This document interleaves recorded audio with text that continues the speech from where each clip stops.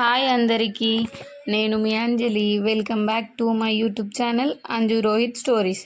ఇప్పుడు మన తెలంగాణ స్పెషల్ సర్వపిండి మా అత్తమ్మ స్టైల్లో చూసేద్దాం.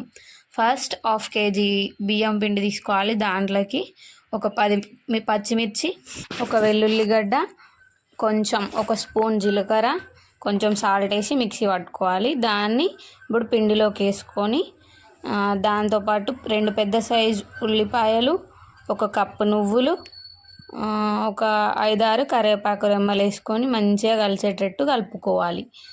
దీన్ని ఇప్పుడు ఒక్కొక్క పార్టీషన్గా ఇట్లా చిన్న చిన్న ముద్దలు కాకుండా కొంచెం పెద్ద సైజు ముద్దలాగా వేసుకొని గంజుకి ఇట్లా ఒత్తుకోవాలి. ఇప్పుడు మా అత్తమ్మ చూపిస్తుంది కదా, అట్లా ఒత్తుకోవాలి. ఒత్తుకున్న తర్వాత పల్చగా ఒత్తుకోవాలి. మందం ఒత్తుకుంటే సరిగ్గా ఉడకదు, ఎందుకంటే మనం కొంచెం ఆయిల్ వేసి చేస్తాం కాబట్టి పల్చగా ఒత్తుకోవాలి. ఒత్తుకొని మంచిగా కాల్చుకోవాలి.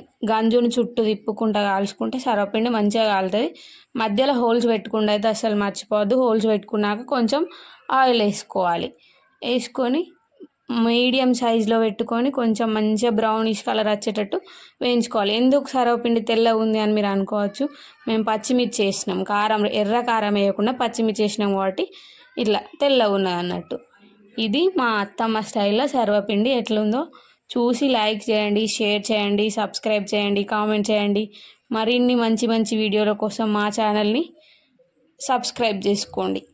Bye guys, love you all.